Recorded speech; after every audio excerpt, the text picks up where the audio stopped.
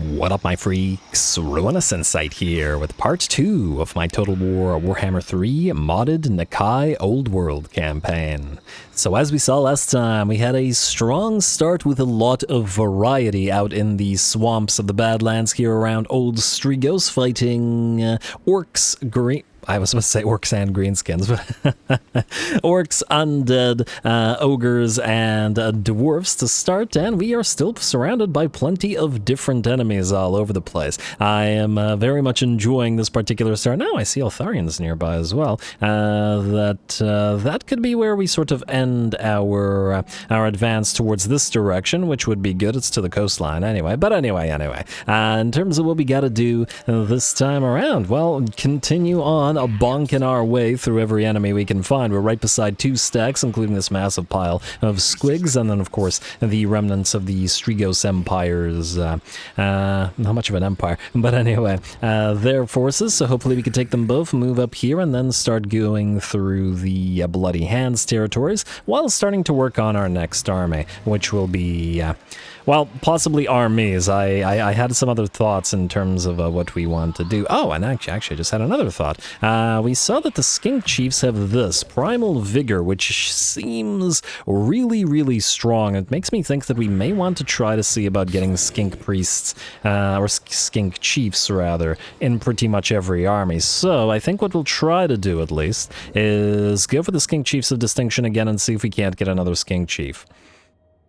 I think last time when it was visible, I think it remains visible for 5 turns. We'd had another one of these guys. Oh, okay, yeah, Primal Vigor, that one was about to disappear. I'm also interested in this. Vigorous for cold ones, Pterodon Riders, etc., etc. This sadly does not include feral cold ones, which is a little bit unfortunate. It's kind of a shame. But it would still probably be nice in our inevitable army that's going to have a bunch of cold ones and cold one riders of various kinds, and probably a few horned ones to lead as well.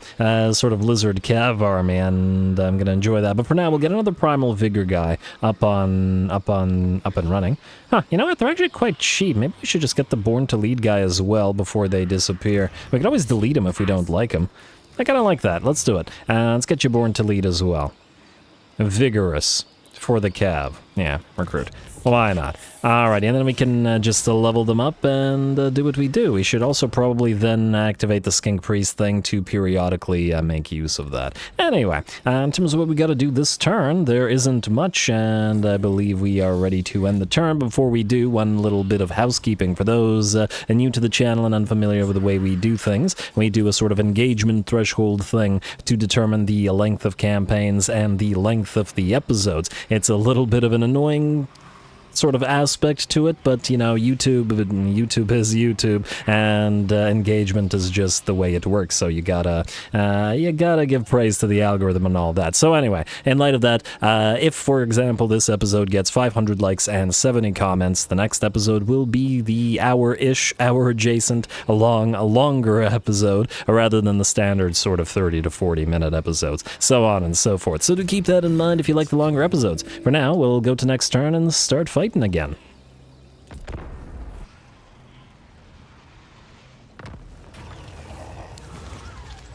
Alright, what do we have here? Ancient skills. While studying some newly recovered ancient plaques, your skinks have rediscovered long-lost building techniques that will enable the construction of high pyramids and mighty ziggurats, the likes of which have not been seen within Lustrian temple cities for ages past. Generally, such constructions arise slowly. Will you employ these new techniques or not? So we reduce construction cost, but increase construction time. I do wonder whether this actually applies to Nakai, and whether this actually applies to horde buildings. I guess we're about to... Oh, wait. Well,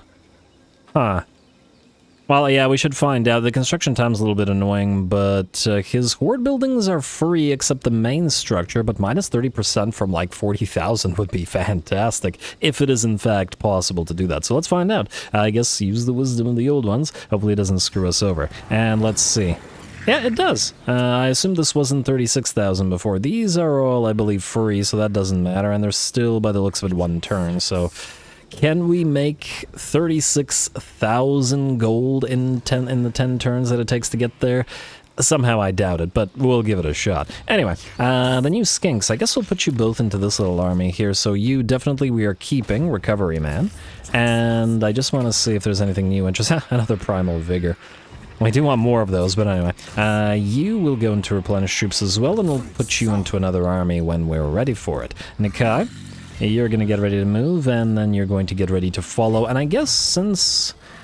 Well, we don't know exactly what's going to be in your army as yet. Frankly, you're basically able to command anything. But for now, let's just make you a strong fighter. Obdurate till death, predatory fighter, inspiring presence, and route marcher into probably agility of the lizard for the... Ooh, yeah, let's get obedience brings victory. Let's get agility.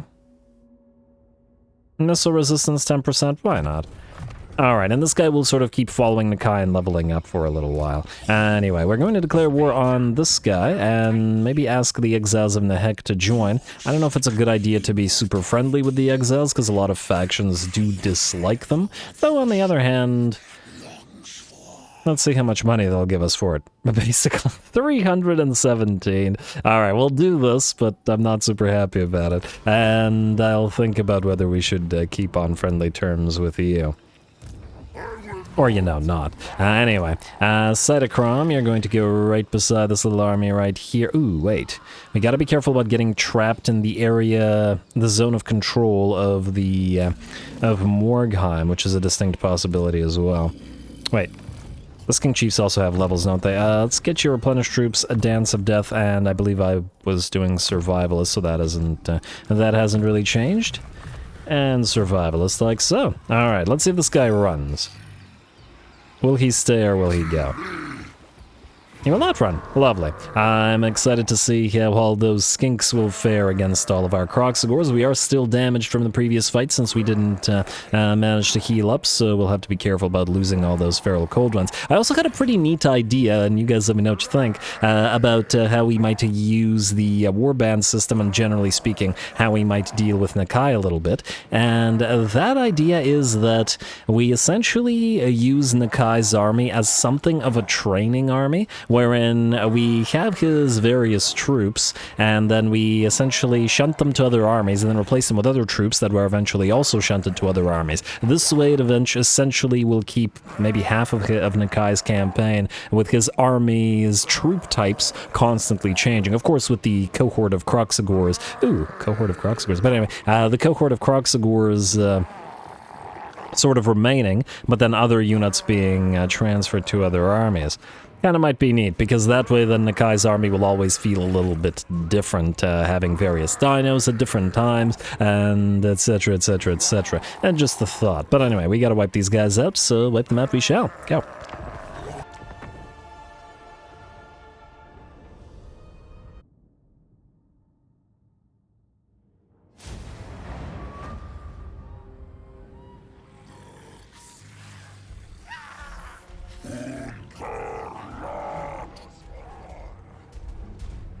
Alrighty, I'm pretty sure whatever Nakai said that time was a different one than what he said in the, or at least in some of the previous episodes fights. So, it does look like he has at least 2 different vocalizations, but anyway, here we go, big old pile of orcs standing against us, including just massive numbers of gobos from the reinforcements, though I don't imagine there'll be too much of an issue for Nakai. You can see our Stegodon moving forward, getting ready that ballista, and beginning to fire away upon the whatever enemies they can reach, but ideally, the enemy Snotling pump wagons. I do believe they are large units, and therefore, we can try to damage them. Okay, you're actually targeting the Goblin Wolf Chariots for now, but that'll probably change as they're kind of not in the ideal position. Let's move along like this, and there we go.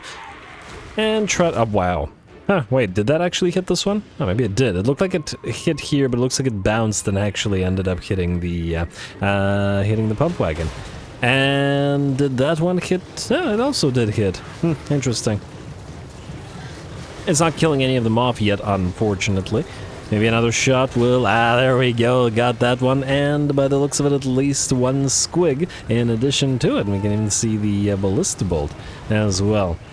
I love the fletchings on the arrows. I know I made note of them last time I was playing, I think, Lizards, noting that the fletchings have the same sort of color scheme as a lot of the feathers on the skinks do. And okay, not these skinks, but well, they're there. Anyway, continuing to annoy the enemy. I'm just going to speed this up a little bit until the enemy is sufficiently annoyed to try to get into position and move towards us. Looks like we brought another something down. I'm guessing Boar Boy managed to take the shot instead of the pump wagon, but that's alright. Here come the squigs and the gobos, etc, etc, etc. And the Kroxigors and the Saurus will meet them in combat. Of course, the gobos are going to have a very difficult time dealing with Saurus warriors in melee, especially with the Kroxigor line and ancient Kroxigors backing them up. Oh, it's not just belly flop animations. They sort of, I don't know, side flop? I don't know what to call that.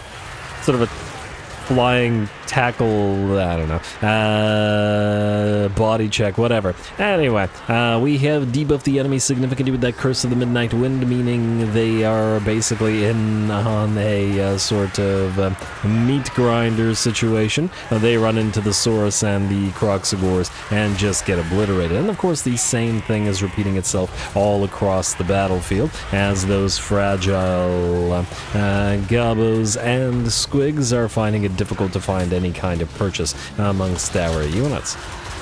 And there we go, our cohort of Watla are just bonking away with those big ol', I don't know what to call those weapons of theirs.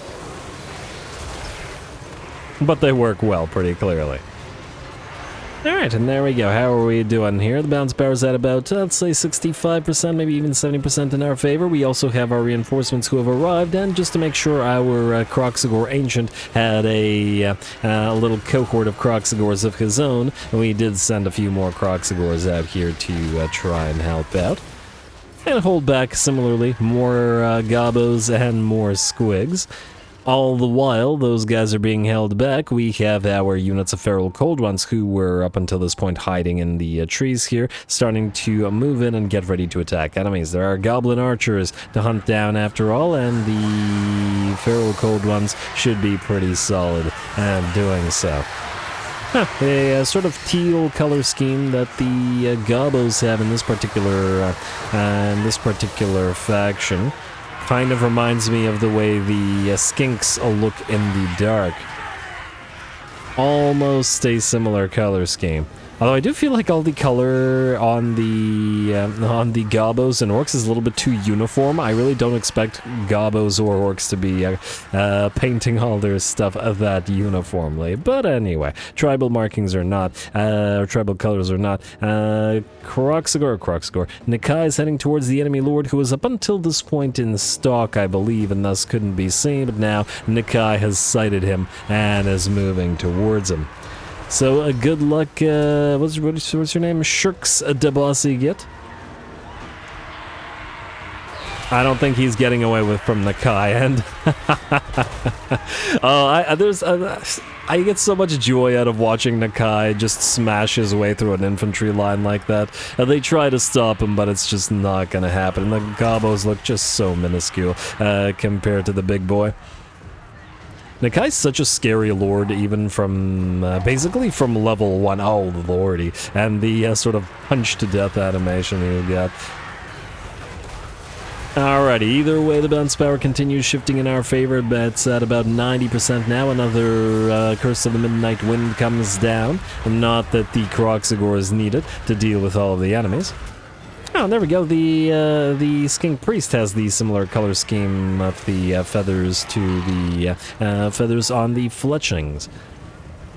Anyway, with that, I do believe the battle is pretty much ours. I think Nakai will have killed off the enemy lord in maybe one more hit. Looks like them squigs are moving in to help this time instead of the gobos that tried the first time around. But I don't think the squigs are going to be much more effective.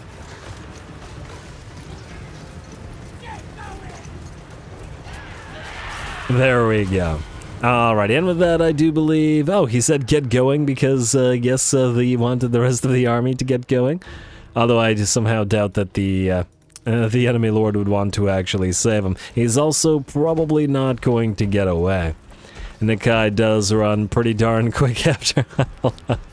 Oh no, poor Gabo. And oh no. Oh, Nakai, it's so brutal. It's fantastic, but it is so brutal.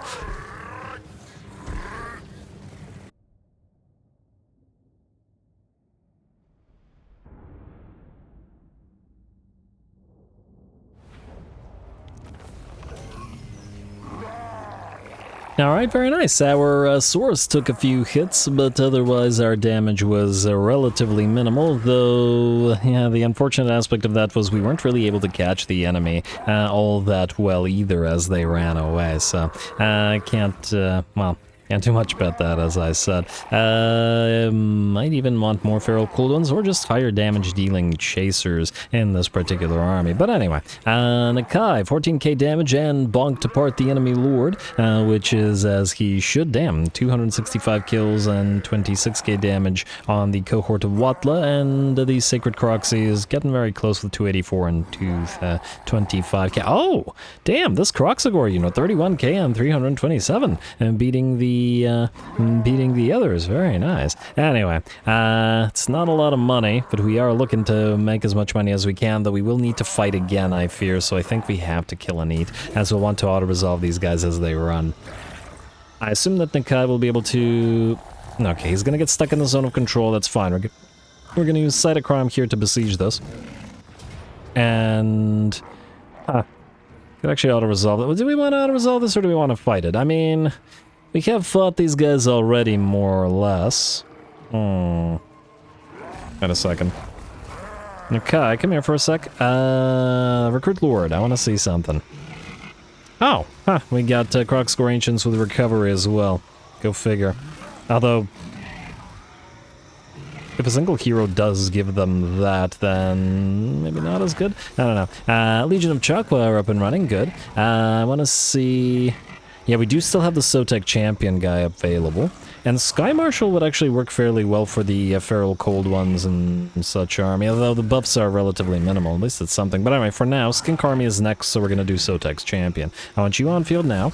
And then you can, I guess, reinforce. Alright, let's see how much damage we take. I think we have better fights than this. Half HP and not much there. Let's see what happens. Yeah, not too much. I wish the Croxagores weren't so damaged, but that's not a big deal. It is a capital. We do want to activate Skink Priests, even though I don't think that the Winds of Magic Power Reserve capacity is that big of a deal. Oh, right, this has movement range. No, we gotta go for movement range first. Gift for Quetzal. All for Quetzal. Whoa. Okay, don't back too far away from this. And hey, Warrior Bane. Not a bad pickup. Enemy killed in battle. Good. And I assume you also reinforced, or at least I hope you did. Pryjol has a cold one now, although... maybe. Chase this down. I assume you won't be able to reach, and yeah, you can't do anything. You can't channel, though, so sit there and channel. Your... upkeep increasing doesn't matter much, and then neither does yours, so both of you can max out your mana. You can chase this down and destroy what remains. And then, I guess, auto-resolve again. Let's hope it's not too much damage. And Sun Standard of Chotek. Oh, very nice find. Area, armor, physical strength, and missile resistance for the unit using it. I think this time I'll take the money rather than healing. And then... Well... Okay, wait. More con. Okay, good. You start with units. I was afraid that these guys would get attacked, but I think we're fine. You can go into an encamp stance. Heal up a little bit more, though frankly you're healing fairly well already. Nice. Sacred Steghelm of Itza, not on you because you have that Armor of Destiny. Let's use up that Power Stone and Channeling Staff because Cloak of Feathers, spell resistance, I mean, better than nothing, so use that. And then the Warrior Bane... I'd rather have the magical damage on Nakai, so not for you. Let's give the Warrior Bane, I guess, to the Saurus Scarvet, at least for now. Maybe get him a Glittering Scales if we can, and Sacred Stegodon Helm as well. Alright, good enough. Now, Nakai, you have leveled up. Let's get to you just the 1 point, but Adornments will give us more Horde growth and more constant casualty replenishment rate. Also, you should be... you got 2 points, meaning you could build a military structure. including Skink Priest capacity. There is the Terrarium to get the Pterodon Riders with Fire Leech Bolas, or we just wait a little bit more to get those lovely Basties with Reviv. Well, they are expensive, admittedly. Yeah, maybe we wait. Or, in the alternative, we wait until we get 4 and then get another army capacity up and running. All good options, really. The rest of you, I think we can more or less level afterwards and just get you Blade Master, but otherwise, I guess we're ending another turn and then proceeding towards the Bloody Hands, who I'm sure have plenty of armies for us to be dealing with. You can't recruit right now, can you? Guess we could transfer... Oh, we can't do it this turn. I was wondering whether we could transfer some of the skinks to the skink guy, the actual skink, but not now. Alright, fair enough. Skip, and then the turn.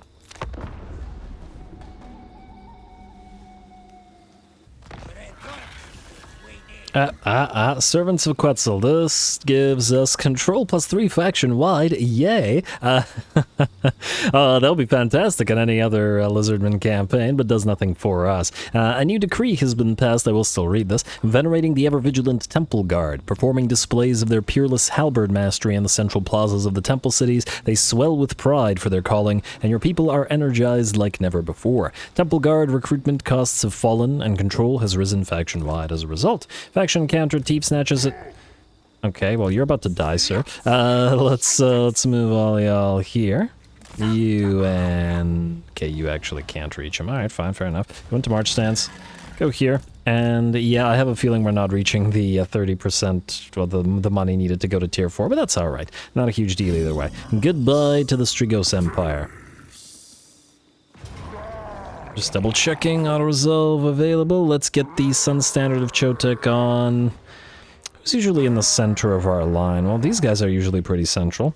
Let's put it on one of them for now. We'll most likely put it on one of the heroes like the Skink Chief once he's on a dino, but until he is, auto resolve. Alrighty, and we'll take the... Oh! Huh, the tiny amount of healing will actually max out our... Oh, well, but we'll stay in our own territory so we can max out healing anyway. Yeah, fine, take the tiny amount of cash then. Alright, like so. Faction destroyed, Strigos Empire fairly well. A lucky arrow is... Oh! Okay, no, never mind. One second, I thought I was getting a call, but apparently not. Deepwood Branch, ammunition, missile resistance. Okay, you're gonna use that, Nakai. Whereas was... Yeah. He is fairly likely to get targeted after all. And then... Are you actually coming down here? You don't have a chance against Nakai, so I doubt it, but who knows. Let's go into March stance. Go as far as we can. I guess we're going to Fellwing Cave next. And we'll heal up while we go. And you two sort of stay near to Nakai / each other. I don't imagine that there's an army that can actually threaten you. I do notice that these guys are at war, so if we don't move down here, then the defenders won't be able to get the full province. Maybe we should move down here? Until we get a second army, it's not super viable.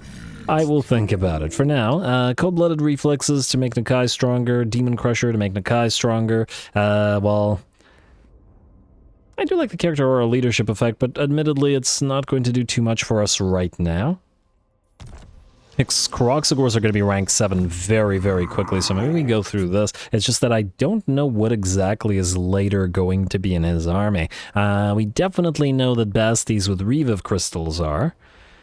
But is it worth it to actually buff them over something else? Like I was thinking potentially put some horned ones in his army. And yes, I know we could... Actually, can you even reset his skill points? The sword cannot be replaced, so no, we have to make the decision now. Oh, we will have some skinks in his final army, most likely, some chameleon stalkers, so maybe we get him skirmisher.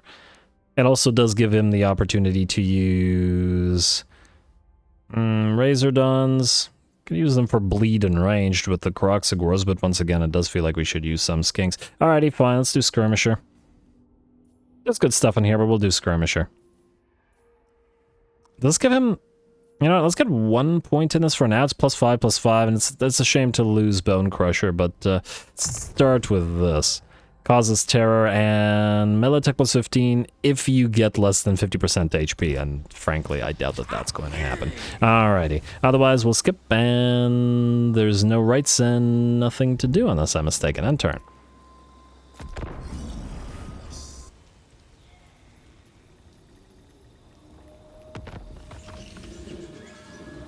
Honestly, I'm kind of impressed that the AI is, generally speaking, not being incredibly cowardly in this particular campaign. It has a tendency to do that, after all, in many campaigns, but not in this one. So, good job, AI. Happy with you. Let's move everybody into reinforce. I guess you can... Probably won't be able to switch back to march stance. If this guy runs, we want to be able to run him down, so frankly, both of you are going to go in march stance. You're just here to leech XP until Nakai is ready to give you armies anyway. Nakai, you... Do we want to level your guys? What do we have in the WA here? Huh. So the Savage Orc WAs are largely regular orcs in the WA? That's kind of interesting. Shouldn't they have a unique WA with Savage Orcs? Granted, it would make them a lot stronger, but that's not necessarily a bad thing. Thick-skinned, you actually have surprisingly low armor, so thick-skinned would actually be fairly useful for you. I don't really care about the fighting Skaven thing either. Well, it does count greenskins. Fine, Enforcer of Order, it's only 2 points, who cares? Why not? Skink Priest of Heavens, you, sir. Potentially our future Teto Echo, assuming that SFO doesn't somewhere add Teto Echo. Which is a distinct possibility. I don't know why I said it like that, but anyway. Let's Skink Chief Rally. Why not? It'll be nice and useful as well, and then these guys will level afterwards. Away you go.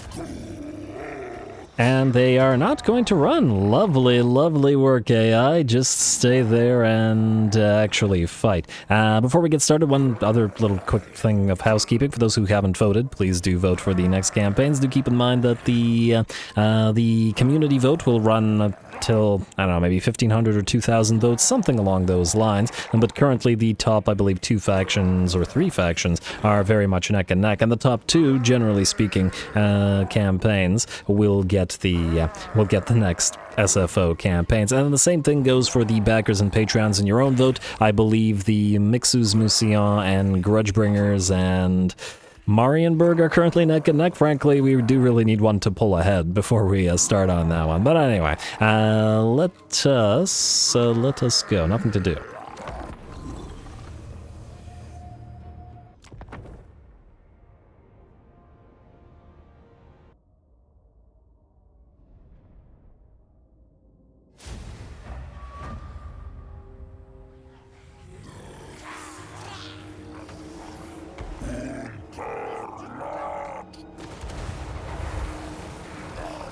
Ooh, I like how Nakai makes the sign on his throat, the throat-cutting gesture, and points at the enemy, and I like how he did that just as he got hit by the mage's spell, and took barely any damage. That, he does have 40% spell resistance, and of course that recovery, thanks to our hero, but yeah, if Nakai's directly threatening you, you're probably not going to be, you're not going to be in good shape for too long. Anyway, as usual, or once again, similar to the previous battle, we will be firing upon the snotling pump wagons with our Stegodon, trying to bring down as many of them as possible. If the horrifically badly accurate Steg can actually manage to hit them. I wonder if the accuracy on these things is going to... there we go, knocked out a pump wagon that time. Is going to rise at some point. Anyway, Nakai has arrived and is moving forward directly towards the enemy lord and whatever minions he has nearby. I do believe there is a goblin big boss around there. Though he's not doing his job protecting the Goblin Great Shaman, who's already down to a quarter of his HP. And those orcs are certainly not looking like they're gonna protect him, they just don't have the mass to do so. And there we go. This is the second Goblin Great Shaman that Nakai has torn in half in, in just as many battles. And the enemy army can do nothing about this, and will do nothing about the same thing as the Goblin Big Boss has decided to move on in. A little bit too late. Perhaps he thought, hey, this is a good idea. If I allow the Great Shaman to be killed, I can take control of this Wa. But yeah, that that idea was predicated on actually killing off Nakai, and that was just never going to happen. Anyway, in the meantime, the rest of the enemy army is moving on in, and this is a Savage Orc host rather than the regular orcs that we fought last battle. It's almost like fighting a different faction. No armor and super high physical resistance and all that, after all. But it does keep it interesting when you're fighting orcs a lot. Anyway, the Javelineers are doing a fairly good job, a surprisingly good job, as we can see the javelins actually sailing overhead and not smacking into the back of the Kroaksagors. Of course, the Kroaksagors is going to take some arrows to the face from the enemy goblin archers, but, well, hopefully, it won't be too bad. And a big old line of savage orcs is approached the Kroaksagor blunder here. And we'll see how well they do. In the meantime, we do have a lot of enemy archers to be contending with. 1, 2, wait, and then another one? No. 1, 2, 3, 4, 5, 6, 7, unless I miscounted. And we gotta get our feral cold ones in and amongst them, lest they start dishing out too much damage either to our monstrous infantry or, like last episode, start focusing down our single big steg rather, and bring it down. Still salty about those Nobbler Flingers doing that. Anyway, the feral cold ones have arrived and will be starting to tear apart the poor goblin archers.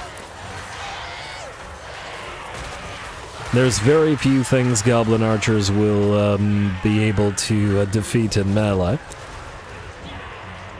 And feral cold ones are fairly decent in melee, especially at doing damage to things that can't really fight back, can they?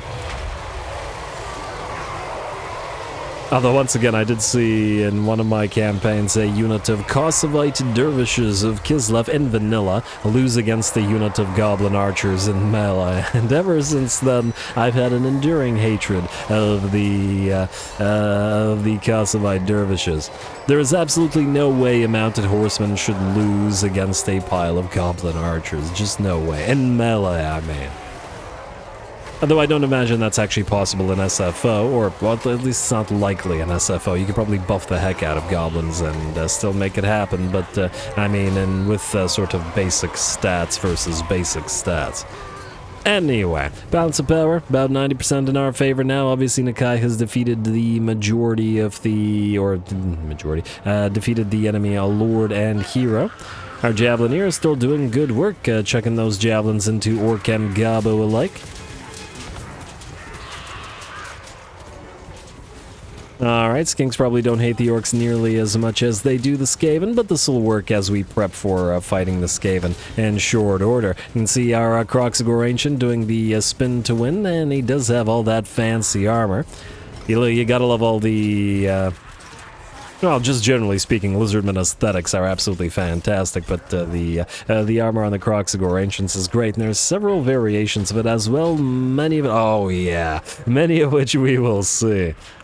Because we'll be using several of these lords. Oh, you gotta love that move and how many infantry units he tears to shreds as he does. Anyway, it looks like the enemy realizes that, well, they were not going to be able to break through our blunder of an infantry line and will just shatter. And the battle is ours. The red-crested Skink Chief has in fact pretty much just arrived on the battlefield and has not been able to get into combat, but that's alright. We'll train them up over the course of the next, hopefully, several battles.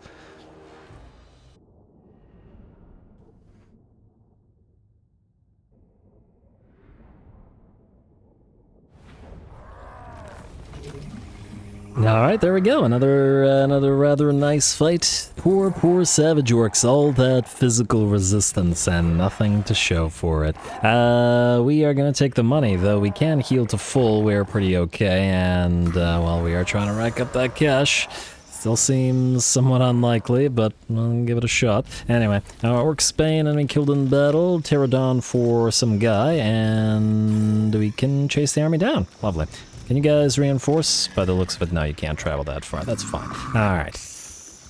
Only Nakai needs to auto-resolve. Hopefully that doesn't damage our single stag. No, and we're okay, and we'll take the 800 cash again. Alright, a Talisman of Protection. Is that better than the missile resistance? Probably. Even if he does get constantly focused down. I'm gonna say yes. And you also have a skill point, sir. We probably don't need the second point in reflexes, at least not right now. You know what, let's go for the huge chart. No, you know what, I lied. Let's go through Skirmisher and then get more points for the Skinks. Yeah. Why not? Plus, considering we'll probably be using a lot of skinks before transferring them, it's a good, well, it's a good use of that as well. Ooh, we could actually turn these guys to Cold One Riders. These Saurus, I mean. And we would then lose a melee line. And I noticed that the basic Cold One Riders are actually cheaper in terms of upkeep, but they could sort of command our feral Cold Ones before being transferred. Which I, again, like, oh, you guys can move. I guess Nakai was blocking you? What the heck? I didn't know that was even possible. Come on, game. In camp, you have now the ability to upgrade stuff, and we could get a third lord. I wonder if that... wait, I just want to see here. Yeah, nothing interesting. Sort of Soul Blood. We still have one with beasts, and we still have Sky Marshal. Could start leveling these guys. Anything particularly interesting? I do still like Glorious Charge, don't get me wrong. Well, the thing is, I'm kind of inclined to potentially wait, just to see whether the... whether there's a better sort of buff for the Cold One Riders than Sky Marshal. There could very well be a specific one, you know? Which means we don't necessarily need to do this one because it would give us an additional army capacity right now. We could do the additional experience gain, which it is pretty massive, I admit. Post-battle loot and income from sacking and looting. We're not really sacking or looting right now. We could get the additional movement range, though it is only 10%, or we could just go for those basties.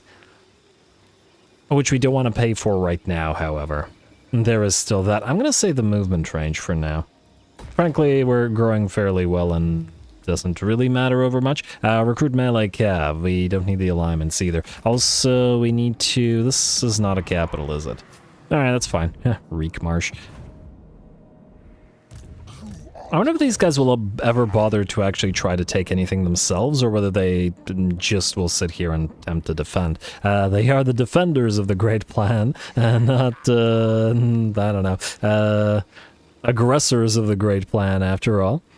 But anyway, in turn. Oh, huh. That would be kind of a neat mechanic if you could, if you had essentially a control valve on them, and you could essentially tell them to either be defensive-minded or be offensive-minded and so aggressive instead. We could borrow one of their armies, though. Let's say... Oh. You can't afford you? Oh, this is your main stack? Ah, go figure. I wanted the army because it has Croaks. Alright, fine, fair enough. We'll borrow this army, and then we'll... send it around to these guys, maybe. I don't think the skinks can take it without the Croxagores, though, unless the enemy wants to sally out. Give it a try. And even if it does, it's not like we care. Don't bother channeling, just head on over to this way, and can we tell you guys to attempt to occupy the place? I guess we'll find out. End turn.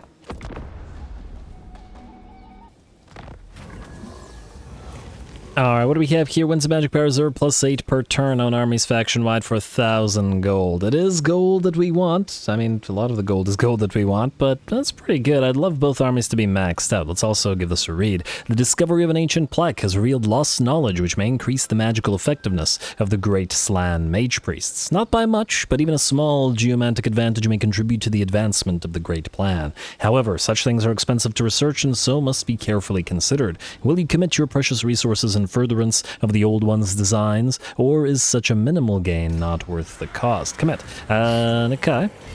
2 Fellwing Cave. Oh, we can actually move past it. Can one of you move towards it? Ah, you can't reach it, can you? Well, sucks, but it's okay. We'll have Nakai do it then. And okay, if I could, okay, fine. Go here. Like so. Ooh, I see more orcs over there, but I would like to perhaps switch off of orcs, you know what I mean? Like, well, as soon as the bloody hands are destroyed, to move towards another enemy faction.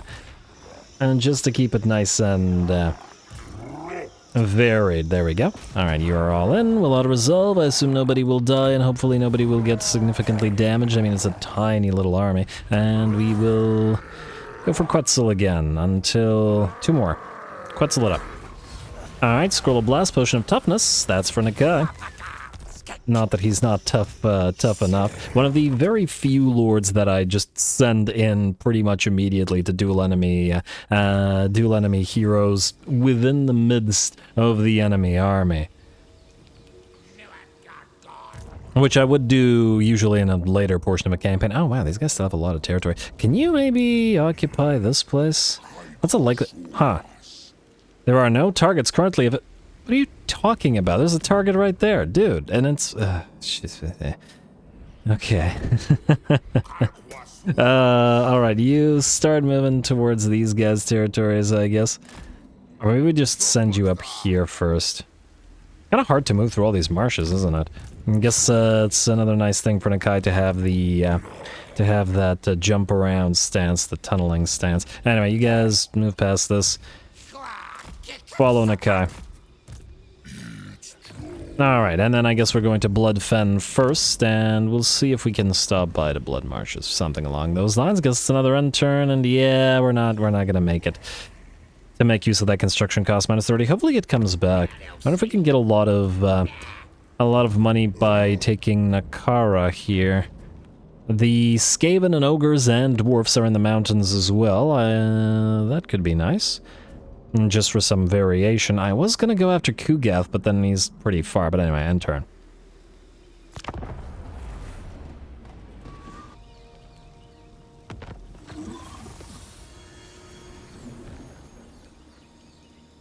Alright, there we go. Nemesis Crown, a little bit too far out of our reach as we can't teleport out. I guess Reekmarsh is kind of on the way. Fine, we'll go to Reekmarsh first. Go like this, or tunneling stance. Alright, there's nobody there, and these guys can still travel in march stance. Although intercepting Nakai feels like it would be a terrible, terrible idea, so good luck to them if they try. Alright, and you're gonna take a long time to get there, ain't ya? Alright, that's fine. And ooh, Skaven are gonna wipe out the Clan Baruch Dwarfs by the looks of it. Hardly surprising, though. You can't build stuff this turn, though you are going to be wanting to next turn, so that's also fine. Alright, and that's another quick end turn, assuming that we don't want to spend 10,000 gold to get a Slan Mage up and running. Which we do not, at least not right now. Yeah, skip, and end turn.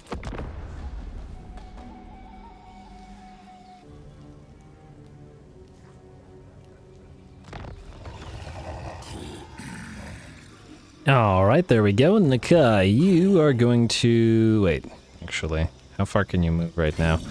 That's about half your movement, so frankly we should probably use somebody else to do it. Alright, fine. As Cytochrome, you're gonna hit Reekmarsh, or actually, you know what, let's have this guy hit Reekmarsh. Cytochrome can follow Nakai, and this is already the edge of your movement range, so we'll do that, it makes more sense.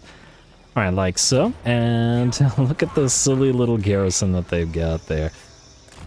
Alright, and then Nakai, you can reinforce. And then strike. Auto-resolve, obviously, and Banner of Banner of Swiftness on Nakai, yes. And we'll max out Quetzal, perfect. Well, not max out, but get the next trait portion, which gives us the additional campaign movement range. Tyrannicon, I love you, man, but you can't have that. That's for Nakai. Ancillaries, Banner of Swiftness, putting that on Nakai immediately. Talayan Pavis, missed block chance of reload time reduction, should be good on Dino riding Skinks as well. Pretty happy about those. To travel a little bit, or you could go right to the edge of this territory and then take the turn to build stuff as we head towards Bloodfen. And this will keep us from not getting too far away from the other guy, which I think is fine as well. Alright. Now, the thing that we want to build here, not the next army, I think, as yet. Upkeep reduction... Maybe upkeep reduction? I did want to get the Chameleon Skinks and other Skinks for the other army as well, which will still be a relatively cheap army.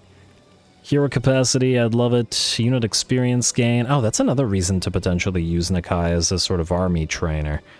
Yeah, let's max out the unit experience gain, why not? We are rapidly approaching rank 7 on all of these guys. The Saurus Warriors are ready to move.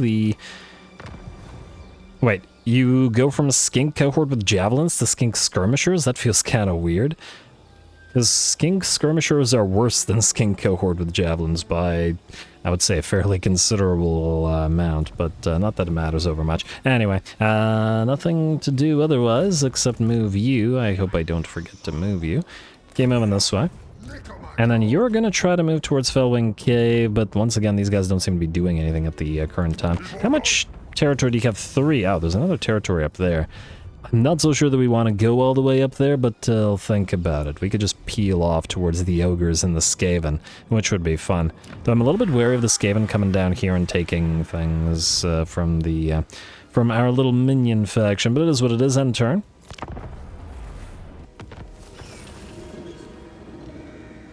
Alright, there we go. Clan Barak was indeed destroyed. Go figure. Nakai, you are still growing nicely. I assume you can't reach Bloodfen this turn. Can't raid either, but well, I guess we're used to that. How far can you guys go?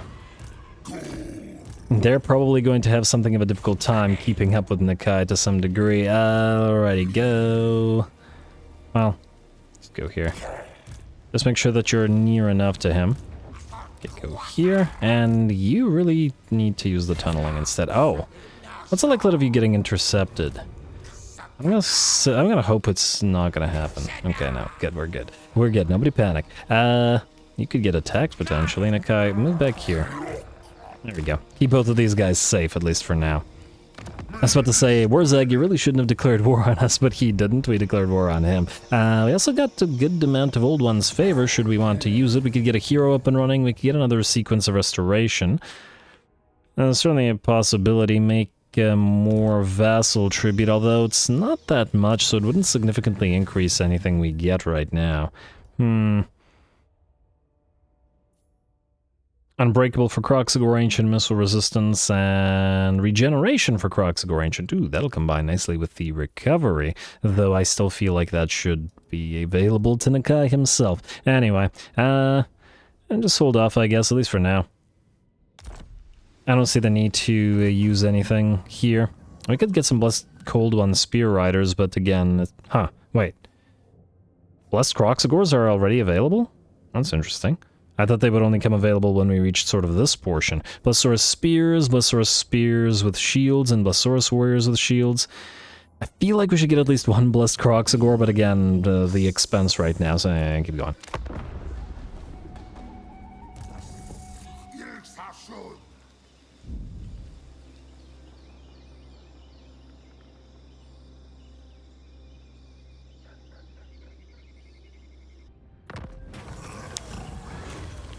Alright, the right kind of warrior. Recruit rank +1, chaos corruption versus corruption. Neither of these. Well, actually, no, we would never want to do that, so wait, then strike is what we're going to choose. But what does this say? Rumors reach you of forces loyal to your ancient enemy, the Ruinous ones. Those are my favorite ones, obtaining a vile, corrupted foothold on Lustrian soil. However, you have recently instituted a new spawning program, resulting many new Lizardmen of the wrong caste. Will you send your depleted armies out, or institute a fresh spawning of deadly Source Warriors? Wait, then strike. Alrighty, are you in range of... Oh, you're one turn away. Fair enough. It's not like you need to channel. I guess you can go in... I don't know. What stance? Alright. Don't stay near the rebel little army just in case, and we'll see if we can't take this... Oh, wow, they have Biggins and Black Orcs, and... Oh! Katep is nearby. Hello, Katep. Wait. Go into the stance. I was hoping we could move beside Katep and maybe even help him out. I assume we can't use these trade... we can't trade their territories for them, can we? That would be cool, but alas. Anyway, Crusher Ironjaw appears to be moving away from Bloodfen. Go figure. It's not like we can reach him with Nakai, so I guess we're going here with Nakai. Actually, wait. We'll have you, again, attack Bloodfen. 180 predicted income. Maybe it would be faster to generate income by having more armies out there rather than waiting. It's not like we're going to reach the required 3,600 in...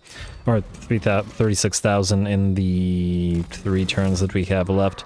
So maybe we just split off the skink cohorts and then allow one of the skink armies to move. Oh! Nakai, you can only move that far? I guess I could have sent you to do this anyway. Alright, well, it doesn't matter. Auto-resolve. Oh, wow, what the heck? That took half of our... Okay. That shouldn't have been. Which one do we go for next? We could get Protection of Quetzal. Don't particularly care about it. I think we'll go for Sri Lanka now, just to start activating the Skink Priest summoning availability. And at least now this way Sri Lanka's on field. Let's move. Nakai, you don't need to channel. You can, however, and camp, and... Oh, it's next turn. Alright, fair enough. Actually, we could build this one. Or the Pterodon Riders with Fire Leech Bolas, or Chameleon Skinks, which I did say I wanted.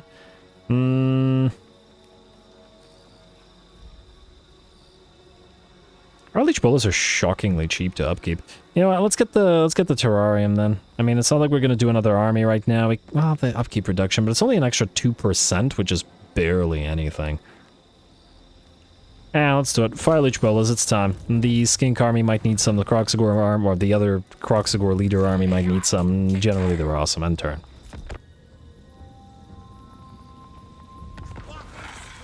A quest has been issued, mighty lord. A great adventure beckons. Be wary, though, for while the potential rewards are great, so too are the perils. Alright, finally. We've got a quest available, which we'll probably do rather shortly. Ooh, the upkeep reduction by 10%. Yeah, we're... Okay. Did it just activate both of his quests at the same... Oh, wow, what the heck is this? Aspiring Champions? Okay, we can't do that. Chaos Knights Alliances, Hell Cannon, Dragon Ogres, and Reinforcements expected. Okay, so I guess we get one... potentially easy quest and one not so easy quest, and oh, we've got the Lord Croak thing as well. I do not for the life of me remember what you have to do for this battle, but damn, we got while we're moving around, we got fights to fight. That's great. We should get Lord Croak up and running fast. He'll probably be in an army other than Nakai's, though at least in the first little while we may... Oh, you know what we want to do? We probably want to activate Lord Croak first, because then what we can do is use him to...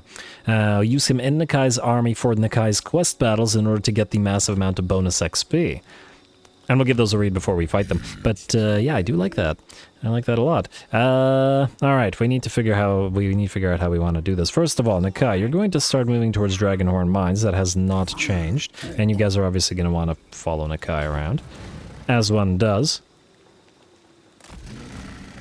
Alright. And also, how much do these cost to upgrade? 4.5k? Yeah, not worth it. Just keep it there. Alright, then... do we want to split off any of the units right now and swap out any units? We do have Kroxigors available. I did say I wanted some Pterodon Riders with Fire Leech Bolas. Could probably use at least a couple of them in the quest battles as well, maybe instead of the Skink cohorts with Javelins. You know, I kind of like that. Let's take the Skink cohorts with Javelins, like so.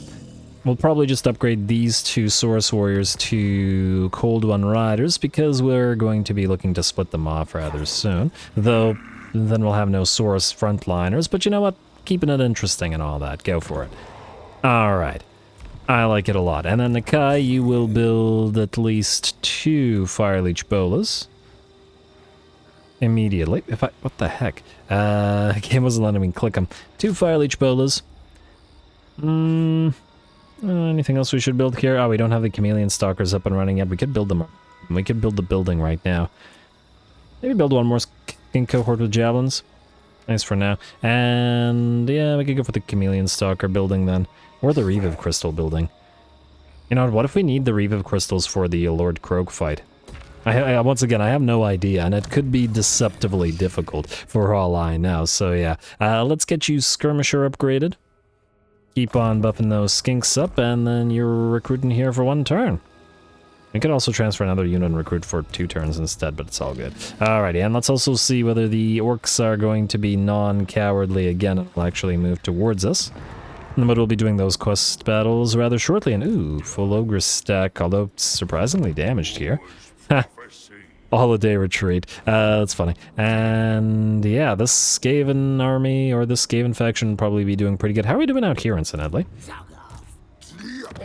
Kotep did not deign to attack these guys, eh?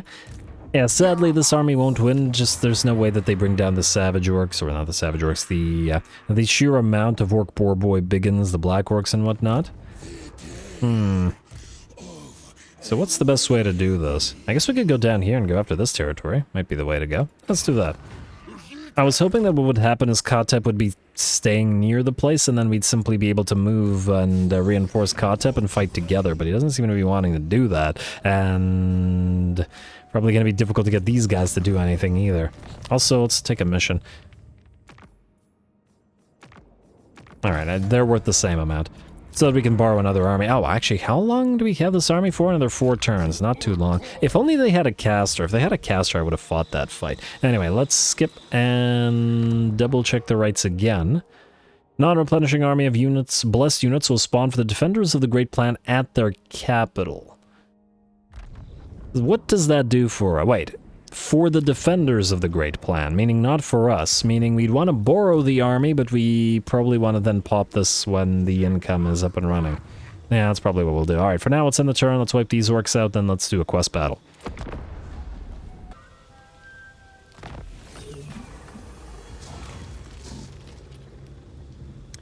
Death magic for adepts. Wounds of magic power reserve cost, but only 10% weapon strength. Not worth it. It's too much of a hassle to get it back, but I will still give this a read. The mystical sand mage priests have devised a new ritual to increase the effectiveness of the blades wielded by our source warriors in the battlefield. We've already read this one. Conserve the magic. There we go. Recruitment cost reduction. Probably could have waited to do the recruitment. Now, Warzag is back, but we already have his defeat trait on Nakai. I guess what we'll want to do is we'll want to destroy his army, but not kill Warzag off himself. Just force him to flee the battlefield. So I think that's what we'll try to do here. Meaning you two are going to reinforce Nakai in march stance. Nakai, you're about to strike. As you do. Alright. You with your new skinks. You with your... Oh, you know what you should do? Transfer one of these guys to... Vigorous for cold one. Right, this should be in the army with the cold ones. Anyway, we'll deal with that in a bit. Let's level everybody up. We'll hit Warzag. I don't want to take too much damage because we'll be looking to do Lord Croak shortly after, most likely. A Root Marcher, Inspiring Presence, and go into Skirmisher. Just immediately start buffing all those skinks. Also, Warrior Crest means that you'll want to upgrade the red crests. Actually, it just buffs all skinks, generally speaking. Which is great. And, hello, Beast Tamer, Cold One, and Pterodon Riders. Interesting. Very interesting. I was originally planning to have a Saurus lead the Cold One Riders because Saurus are riding the Cold Ones there. But it looks like one of the Red Crests would serve as well. Ooh, it's a lot. It's a great buff for embedded heroes. We could have a Red Crest Skink Chief lead a bunch of Carnosaur riding Saurus Scarvet. That'd be nice as well. Anyway, for now though, let's get you Blade Master, because I still don't know what exactly is going to be in your army, and that's going to remain the case for probably a little bit of a while. Replenish troops. Let's get your Guerrilla Fighter in natural camouflage when we can, and get your Survivalist in prep for when you have a Dino to ride. Same thing for you, Guerrilla Fighter. Skip on natural camouflage, get Survivalist. We'll ignore these as well. Let's get your Gutter Fighter, I guess. Alright, Nakai, you are the last. We got 1 point. Let's get Arcane Conduit. We don't really need Comet to cast Endure, although it would be nice in certain situations. Diplomatic relations with Lizardmen, campaign movement for armies in province. I do like that. Alright, let's do that. Armies in province, a little bit of bonus movement range. Recruitment cost for all armies in province. I assume that does apply. And then hopefully we can get the replenished troops right after as well. The other stuff doesn't seem super critical, at least not to Nakai's force. And then Saurus Scarvet. Now, just to double check, you do reduction of upkeep for Saurus Infantry and buff Saurus Infantry, but you do nothing for Saurus Cavalry, eh? Interesting. Fair enough. Foe Seeker, training. And I guess you're good. Alright. And just to double check, briefly. Recruit Lords. Anything interesting? Bust by Quetzal, nothing has changed. Bless, hello. You know, 10% missile resistance is pretty good. Is that better than the 20% upkeep reduction that the Red Crests give the Saurus Riders, though? I don't think so. I really don't think so. Also, let's see about our next tech. Let's do the Sequence of Restoration. Might as well. Try to get a little bit of cash flow, because we're going to split these armies off probably immediately after we fight Lord Croak. Let's do this for now, and then we are trying to get towards Sequence of Traversal, so going to keep going through that. Alrighty, Nakai. Can't believe it's turned 30 so early. But it's a great thing. It's a great... Ooh, Pyrrhic Victory. Ooh, yes, the Banner of Swiftness on Nakai now as well. Oh, it's going to be insane. 73 move speed with Strider. He's going to be real quick. Poor Warzag. He's not going to see him coming. We just got to make sure not to insta-kill Warzag since we want his defeat rate on the other guy. And I forgot what I was saying, but I guess it doesn't matter because we're going to fight. Go.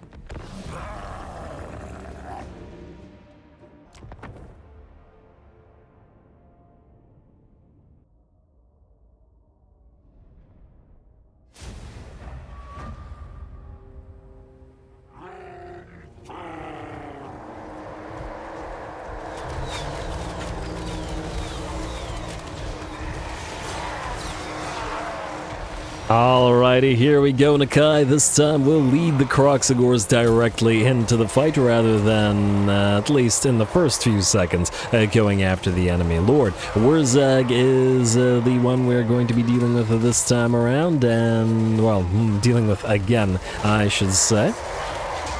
But I think since we defeated him once, I don't imagine that we'll have too much of trouble defeating him again, especially as we now also have the Fire Leech Bolas on field. Just a couple of them. Frankly, every army could use 4 to 6 of them, and that'll probably trivialize most early game battles because the Fire Leech Bolas are just that great. Granted, if the enemy is, I don't know, demons or anything that can bring cheap flyers, like Furies there, then it would be a little bit tougher potentially, though of course Furies are fairly fragile as well. Ooh, looks like Warzag will fire off a Gaze of Morkan, take more than half of the HP off of that unit, or off of that Skink Chief. Very nice, and I think it clipped the Pterodon Riders as well, knocking out one of the Pterodon Riders and significantly dishing out damage. Pretty darn good job, considering the the enemy missile infantry aren't shooting at the flyers because they're a little bit too busy being tied up by the piles of feral cold ones. Otherwise, the bounce power is at about 80% in our favor. I believe Nakai has found Warzag at this point and is giving chase.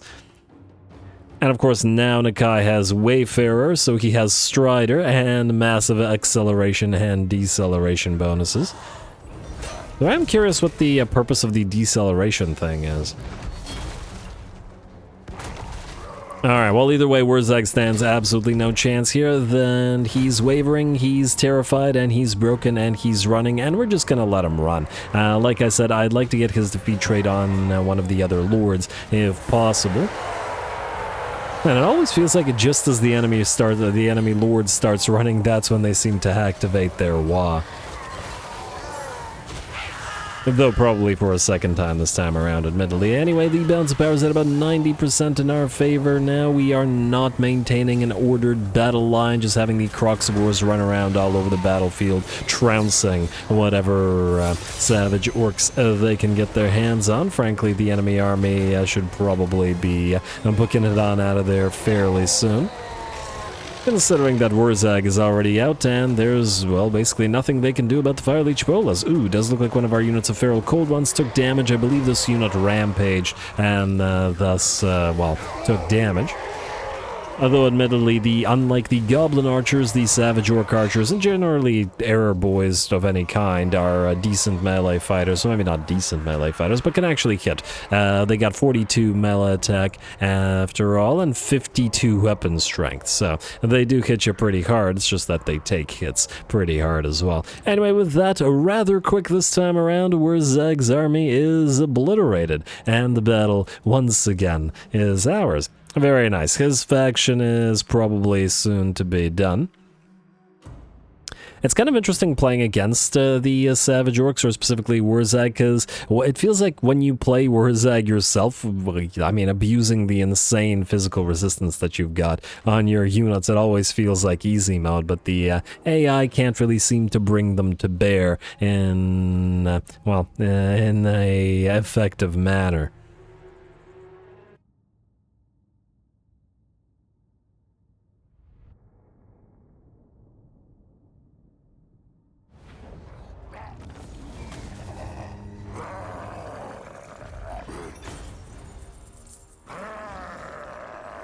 Poor Warzag, he is just not having the greatest time. We will, I guess, take the money. We could just heal up to full, but it's not like we can chase him down right now anyway, because the others can't move further anyway, so I think the money is probably more worth our time, and we'll chase him down next turn. Hopefully he doesn't run too far, though. I guess we'll see. I just realized something. If you go into encamp stance, we could upgrade this for cheaper right now because it applies to those as well. Is it worth it, I guess, is the question. Maiming shield, you can hold on to it. Do these cost money? They do cost money. So horde growth, upkeep ooh, you know what? We should probably get the upkeep reduction one. At the very least.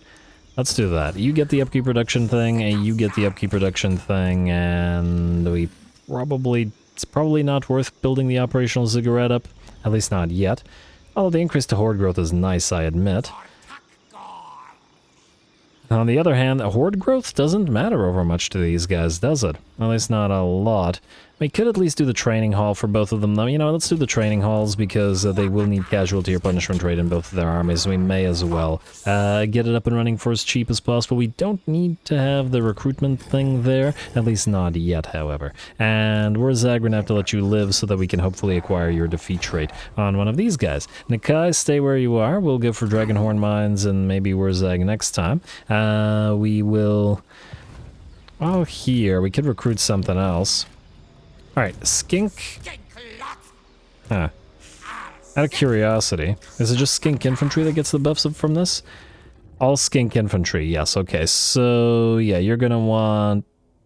Okay, Titchy-Witchy's raiders are quite literally not infantry. Cold One spear cavalry? Hello? Alright, well, it's just different skinks for these guys. Anyway, Nakai, you are going to want to still recruit some stuff. Since we're sitting here.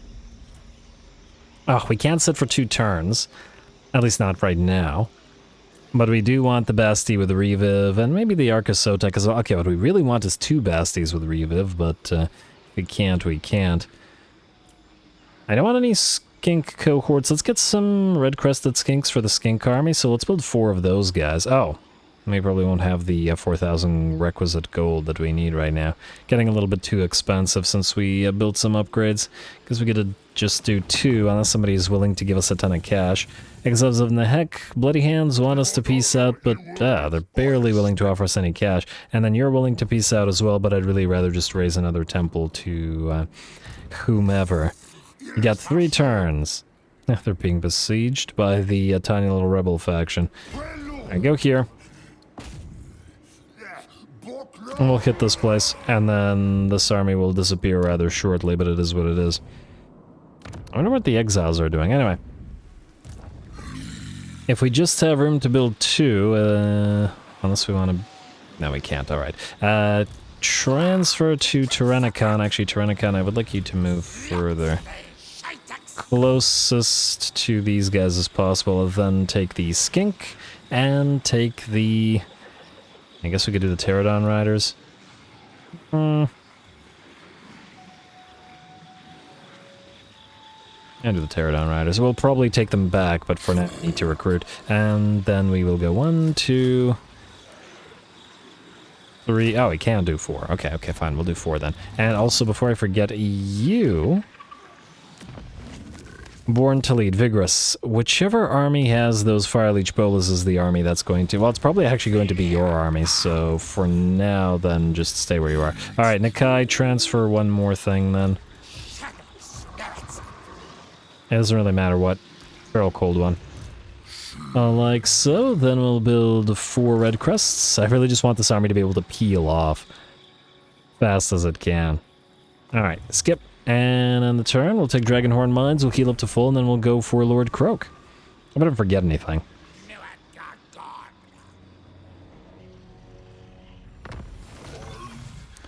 Alright, there we go. Annoyingly, Warzag did not move into Dragonhorn Mines himself, but it's okay. Sequence of Restoration is up and running. Kind of also makes sense, pre-Lord Croak. We will get the next sequence whenever possible, but for now... Still want to go for that sequence of traversal. Out of these allegiance points gained, not super useful. Let's go for income from post-battle loot, which frankly we want on Nakai as well. Nakai, I guess you're going directly to Dragonhorn Mines. Warzag is running. Akron is the only place that he could run away to. How much money is he willing to give us now? Still not enough. If he was willing to give us a proper amount of cash, I'd be willing, but anyway. Dragonhorn Mines. And obviously these two will reinforce, and oh, we'll have to switch some units around in a second. Alright, you go here. And then we want the red crests on the skink chief, so you will move here. And get back the Pterodon Riders with Fire Leech Bolas. 1, 2, 3, and then 1, 2, 3, 4. You have an extra unit. I don't remember which it was, however. You can just move in. Like so. Just out of curiosity, are we able to... Let me just see here. Nah, I wanted an additional capacity of Basties for the second Reviv Crystal, but alas, we'll just have to deal with having only one. Alright, auto-resolve this. A decent bit of damage, but we should heal up to full, at least in Nakai's army, and we are still going for Sri Lanka, so we will continue going for Sri Lanka. And we have this for 3 turns, so there's a decent excuse to be made for... Okay, don't move away. Glyph Necklace, ward save, that's better than what Nakai has, so let's do that. Like so. And he has another point available to him, which means... Max out Skirmisher? Would have been nice to... Yeah, fine, max out Skirmisher. Whatever. Alright. Glyph Necklace, Pterodon Rider for some guy, Amexon Barb Razordon Hunting Pack. Yeah, we can get that in there. Tachiwichi's Cold One Riders, so they can sort of combine with some of these other units, so they are skink units, but nonetheless. And you go here. Nothing to build unless I'm mistaken, just to recruit, but I don't think we have the cash. So, we will heal for 1 turn, and then we'll go for Lord Croak. And we'll use the Amexon Barg. Are we able to get Chameleon Skinks? Not yet. We could do another Fire Leech Bola. And we can always transfer it, and just so that we're not doing nothing over the course of the turn. Oh wow, 2.9k to recruit the Amexon Barb. Okay, so we can't afford that, meaning... Oh right, we also have the cohort of Sotek. I'd like the Amexon Barb, however, so we'll allow that to happen. So we'll go skip, skip, skip, do nothing, and turn, and then grab the Amexon Barb, go directly for Lord Croak.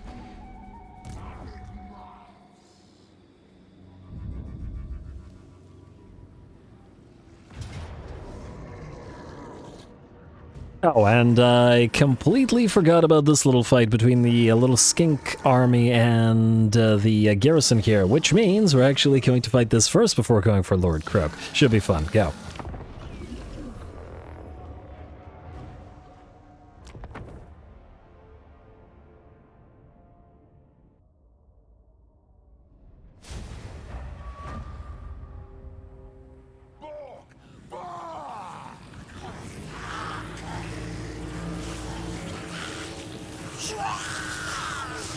Alrighty, here we go, a little bit of a preview of our skink host, I suppose, as this borrowed army has primarily skink units, and while unfortunately primarily skink cohorts, the little tiny sword and board skinks, or spear and board, is it?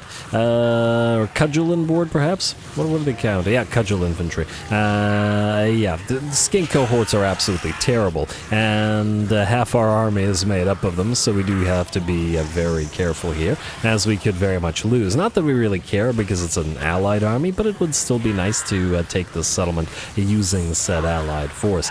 If the skink cohorts were replaced with skink javelins, this would be very much an easy fight, because the skink javelins are as good as the cohorts are bad. But anyway, it's a choke point battle, which is pretty interesting. So we're going to deploy all of our units on the left side of the choke point, and including the units that we are seeking to send through the right side. The idea is to force the AI to mirror us in order to defend against where it thinks our entire force is concentrated. And then once the battle starts up, we simply move 4 of our units of skink cohorts and all 4 units of feral cold ones down this now unprotected line to hit the enemy, or unprotected portion of the choke point, to hit the enemy in the back and the flanks, and hopefully obliterate their error boys and whatever. Let's see if it works out. We do have 3 units of Saurus spears with us, though they are spears, and thus their anti-large will be by and large wasted in this particular fight. And of course, there's Saurus spears without shields, so they're going to take quite a bit more damage from the enemy archers. But it is what it is. Ooh, I do like this color scheme on the night goblins, though. They look great. Alrighty, well the Night Goblins fired away at us, and we're going to fire those javelins right back at them while the Saurus engage with the enemy piles. Of orcs, looks like the enemy is going to start off with a Brain Burster in the... well, I think it actually probably clipped its own units more than it did us. I think it was looking to hit this little blob. Well, it turned out not to be particularly concerning, at least for that use of it, though we gotta be careful as another Brain Burster in the middle of our own blob. It won't be so great. Yeah, I do like this color scheme on the greenskins. Nice, anyway. Orcs, biggins, and regular orc boys alike facing off against the Saurus now, and we've interspersed some units of skink cohorts among them. Do wish we had a few more, at least, of the javelin units to actually dish out some damage here, but we'll take what we can get. Similar to our own army, we've got 4 units of feral cold ones in this one. And we'll use them in the exact same way by rear charging the enemy and going, oh, I like how they all jump together like that, going after the enemy error boys and goblin archers. Though we will have to turn and actually deal with some other enemy units, as the boar boys that charged in towards the main line will attempt to move back in order to try to rescue the enemy range units. Whether on purpose or not, I'm not sure, but it is something that we have to react to. Fortunately, it might work fairly well for us, as the enemy thus turns its back to our javelins, who are then going to target directly the boar boys, whose bodies should actually shield our feral cold ones while they pin them in place and allow the javelins to do the work. Fairly solid combination there. The enemy backline is definitely in trouble under the ministrations of our feral cold ones, and we still got 4 units of skink cohorts moving in to reinforce as well. The battle is, well, still happening over in the center, as neither side is really giving all that much. And we do have to slowly grind our way through all those bodies, and not in a good way. But that's alright. As we obliterate the enemy line, we'll start being able to rear charge all these enemy units here, and we've sort of opened up a hole in their line here as well, which is kind of interesting. We still have a few javelins to chuck, but by this point not too many, unfortunately. We also have a duel happening, as our lord is actually facing off against the enemy orc war boss here, or black orc big boss. I guess the actual boss is a savage or just orc shaman of some kind somewhere out there. Orc shaman, regular orc shaman. Wait. Oh, it is a black orc big boss. Alright, fine, fair enough. As the lord, well, the Saurus Scar veteran, or Old Blood rather, is, well, fighting about on par with the black orc big boss, and they're going to be trading blows most likely for a long time. Probably much longer than we will be with the enemy. And ooh, there's another brain burster right in the middle of our skink cohorts just as they rear charge the enemy, though it looks like said brain burster has burst the brains of a few of those orcs as well. Now, that said, the enemy certainly didn't want to be surrounded like this, and it looks like the morale of the units in the center line is crashing. The enemy backline has completely collapsed under the feral cold ones. Looks like the orc shaman has been forced to run into melee as well to try to get away from the feral cold ones and the units that have hit the orcs in the back. And now it's just a matter of time. A few more units to work our way through, a few more army losses, and the enemy army will doubtless shatter. Tactically, well, that's probably the end of the tactical aspect of this battle. It's just a slow grind now until we force the rout.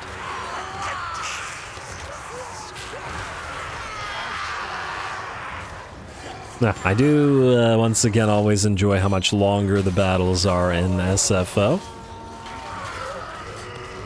Makes it feel a little bit more realistic when units don't melt away in half a second with one charge or something like that. Anyway, they may not melt away with one charge, but they will melt away nonetheless, though it took a little bit of time to get here, and the enemy army will shatter and the battle will be ours. The Saurus Old Blood lost about half of his HP dueling the enemy Black Orc Big Boss, but the Black Orc Big Boss clearly lost the duel, having dropped down by about 90, maybe 85%. So, Well done, a borrowed army. I guess we won this for our vassal.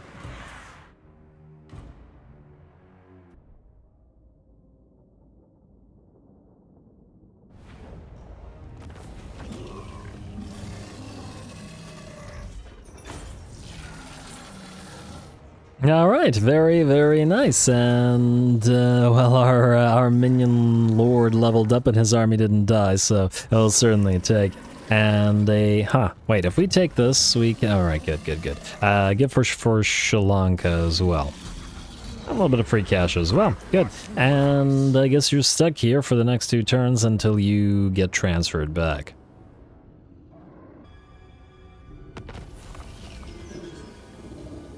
Alright, another Warrior Bane. I take it you don't have any items? No, and you'll be transferred back in 1 turn with nobody else to attack. I would still like to move you close to Rusty Dagger's hold, however, just to see what's going on over there. And yeah, they're just gonna rebuild. Alright, fine. Annoying, but maybe these guys will actually just hey, no, don't go after Warzag. That was for our guys. And now Warzag, where is Warzag going? The love of... I should have just killed him instead of letting him live. I somewhat regret this. Anyway, Nakai. Either way. We need to do 2 things. Actually, no, we need to do just the 1 thing. We need to transfer units, and then we need to go for Lord Croak. Now, which units are we going to keep for the fight? Do we just keep it as it is? Just get the Amixon Barb and go? Amixon Barb? We could get rid of some of the feral cold ones and replace them with some of the skinks if we wanted to. And just to power up the Croxies for this particular fight, especially since we've transferred the cold one riders out of the source, so we have no lines and nobody to buff the Croxies. Maybe we'll do that. Let's get a couple of the red crests for a little bit of armor piercing damage. It probably won't be needed, but who knows. Right, swap red crests for a couple of the feral coldies. Like this will keep the Pterodon Riders with Fire Leech Bolas. We are facing off against Skaven, after all. Let's level everybody up and let's go. Comet of Cassandor, I think, if nothing else, will probably be more inclined to use the Wind Blast and the Chain Lightning. I don't think we need Roiling Skies, because the, well, likelihood of flyers against Skaven is pretty low, as in non-existent, which is low. To replenish troops, max it out. Not that it'll help during the fight. You're a fairly long ways away from that Carnosaur, unfortunately, sir, so just keep doing what you're doing. You're also probably not going to stay in this army. Although, actually, wait, I did want one of these guys to stay in this army, so you might stay in this army. We could make you an apex hunter and sort of have you hunt things by yourself, though admittedly... What do you have again? Alright, you have less by Eitzel, which is good. You can also follow Lord Croak if we want. Alright, any items that we need to do for this particular fight? We could get the Warrior Bane on somebody. You already have one, and you have the Sacred Stegodon Helm. Cloak of Feathers, spell resistance. Let's pop it on to, let's say, the Skink Priest. He's likely to miscast. Deepwood Branch, perhaps, on the Skink Chief. Antilan Pavis as well, as he's doing a little bit of range damage. I think that's pretty much all we can do here. Alright, it's croakening time. I think maybe I do remember what the battle is, and it's the fact that it's only showing a tiny amount of Skaven. Is this the fight where you're waiting for Lord Croak to wake up and then just like more and more elite armies of Skaven keep coming and coming? And not in a good way? Is that the one? I guess we're about to find out. Unlock Lord Croak. Let's give this a read and let's get to it. After a considerable amount of searching, high and low, right across Lystria, Lord Croak's skink scouts finally locate the overgrown temple tomb in which the ancient relic priest is meditating, as ever, upon the fine details of the great plan. However, in their haste, it would appear that the scouts were somewhat careless, as they have been followed to Croak's location by a force of those insidious ratmen, the Skaven. Those insidious ratmen? Are there other insidious ratmen? Anyway, they plan to destroy him once and for all by incinerating his physical remains that anchor him to the world. This must not come to pass. Defend Croak from harm whilst his priests awaken him. Yep, awaken him. Getting flashbacks here. Should be fun. Go.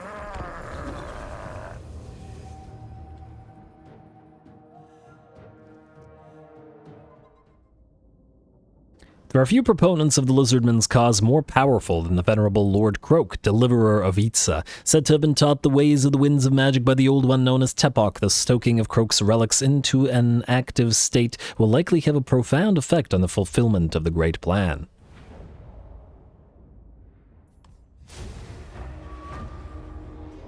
Lord Croak will be an invaluable ally in the fulfillment of the great plan, but his worldly relics are in imminent danger.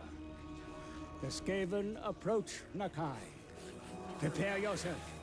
While Croak's force field provides him with some protection, the awakening process leaves him vulnerable to attack. It is imperative that you defend him until he is fully risen from his slumber.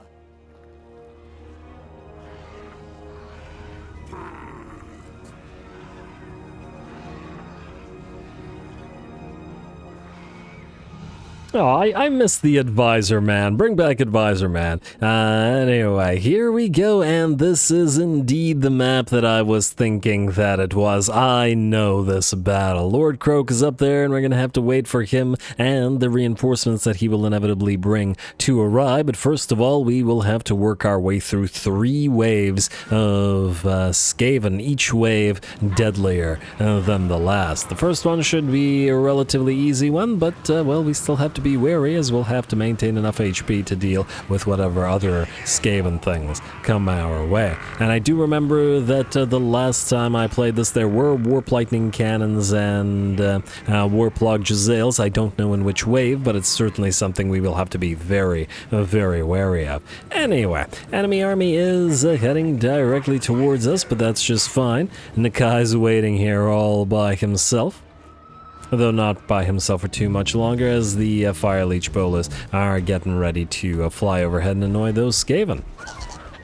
Alright, and Nakai can certainly move. Got 73 speed. I wonder if we can make him even faster. Well, it'd be nice to have him with Strider and 100 speed if we can manage to pull it off. Anyway, he's going to go directly for that enemy lord, mince a few rats on his way, of course, and we're going to drop a few of those Fire Leech Bolas down upon the enemy below, though it looks like we actually do start taking massive damage to our Pterodon riders a little bit too quickly. Despite the 10 and 10 physical and missile resist, the Night Runners and Gutter Runners and whatever else they have, Skaven Slave Slingers, dish out too much damage to those guys. And we'll back them off until we can have the melee units actually take the hits. Anyway, Nakai has found the enemy warlord, who has lost about a quarter of his HP, and no amount of slings or shuriken or whatever is really going to slow Nakai down and prevent him from killing the enemy lord. In the meantime, though, we're going to start doing a little bit of damage to the enemy with the Amixon Barb. Pretty much the only enemies that we can reach, and it's already got 54 kills and 4.6k damage, so not too bad. Also going to drop a Chain Lightning in the way of the enemy, though funnily enough it looks like the enemy will actually back off or stop moving forward as we do, and bad luck, unfortunately, the Chain Lightning will move away from them rather than towards them. Oh well, if the Chain Lightning won't move towards them, I know a few Croaks who will. So we're going to get ready to charge the enemy directly and start mincing this first army. Similar to the way that Nakai is still looking to mince the enemy warlord, but is still having a little bit of a difficult time getting to him, as there's just so many rats to stomp on the way to him. Fortunately for us, it looks like the enemy warlord has decided that perhaps he wants to fight the Saurus Oldblood instead.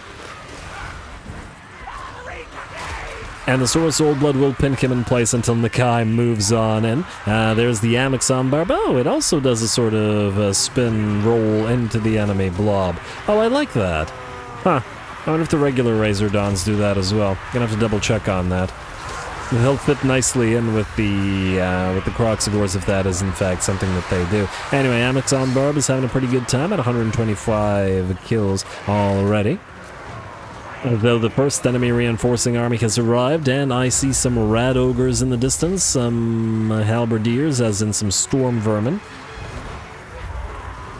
Grey Seers back there as well. And a Hellpit Abomination, so definitely have already brought some elite units, and oh, I really strongly don't like the net animation, but oh well. Not a huge deal at the end of the day. I'll keep complaining until there is something that removes it, however.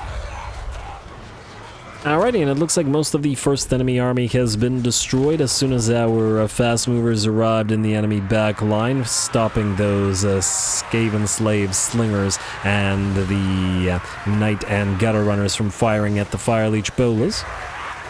And then the fire leech bolas simply started hovering overhead and dropping all that splash damage upon the enemy. A few of the enemy plague monks will remain in the fight. Gotta remember that in SFO, plague monks have unbreakable, which they don't in vanilla.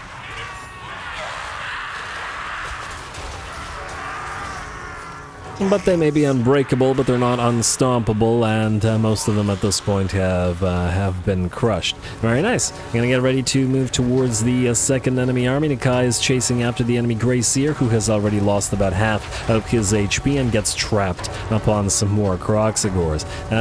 Sucks to be the Grey Seer, I think, as he's not getting out of this one. Even the Rat Ogres and the Hellpit Abomination are probably in his way, and all he can do is attempt to get away from Nakai, but it's just not happening.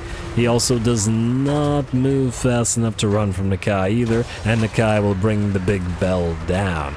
Beautiful. Before turning towards the enemy Hellpit Abomination, which, funnily enough, has also already lost about a third of his HP, having gotten repeatedly hit by the Croxagors and the Saurus Oldblood. And here comes Nakai.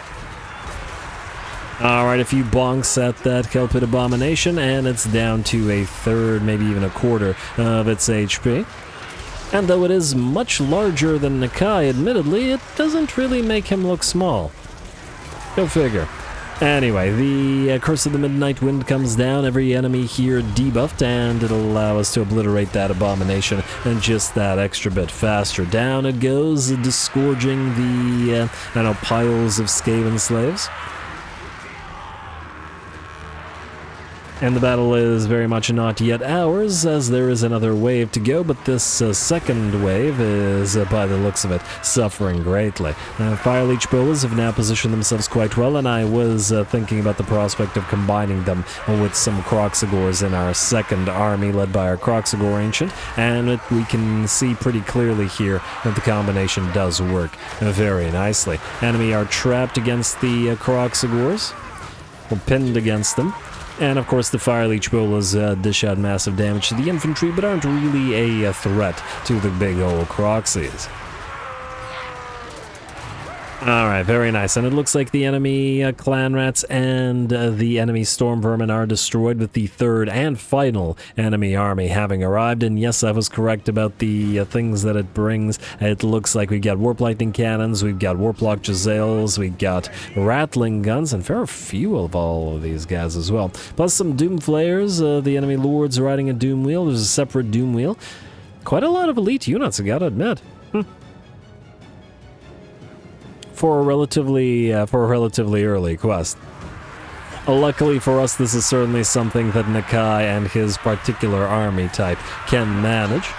Now we do have to be a little bit wary of taking too many Jezzail hits to the face on our Croxagors or on any of our more fragile, fast-moving units.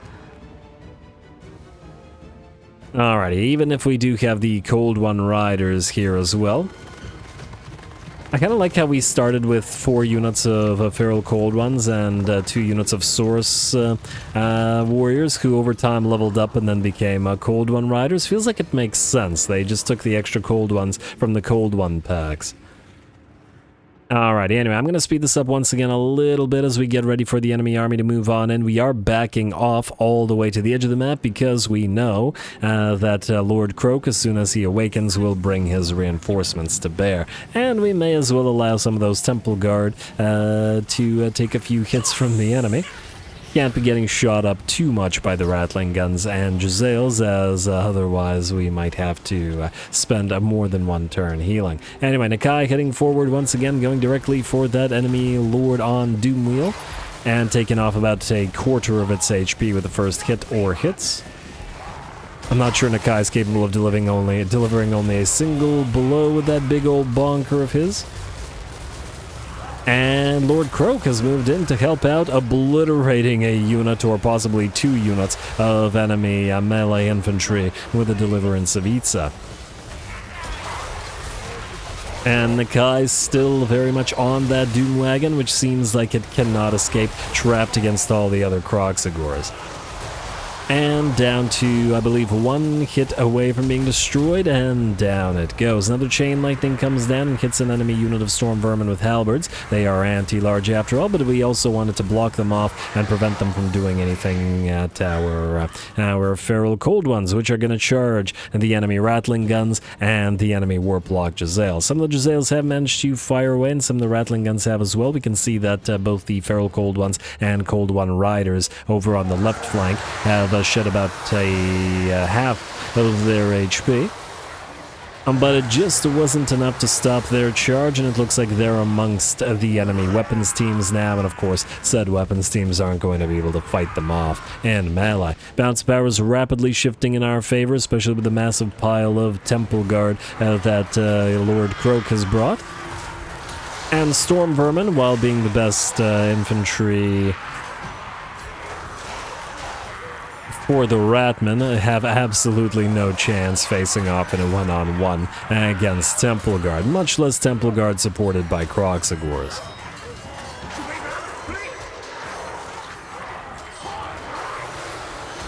Alright, a few more hits, and I do imagine the enemy army will begin to rout. The bounce power is at about 90-95% in our favor now. Just a sliver of an attempt remaining, but the enemy certainly no longer has any kind of hope of actually damaging or killing off Lord Croak. Ah, look at all those Temple Guard. It'll be fun once we get a Slan with some Temple Guard as an army for us later. Oh! Or potentially, we could build some Slan for Lord Croak himself as we put him into a different army. Anyway, there we go with that. The victory, though close, is ours, and Lord Croak is going to join our faction. We don't really need him technically in Nakai's army, but I'm sure we can put him to good use.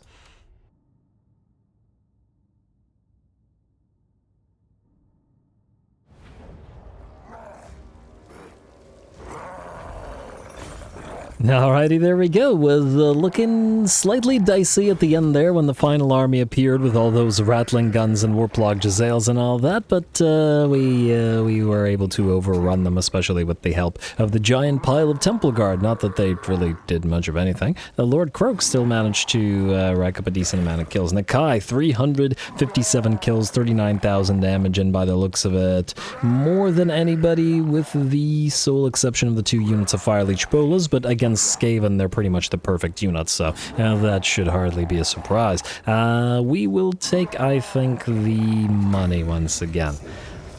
And Pterodon for somebody, good for somebody, and Pterodon for somebody else, good for somebody else, and there we go.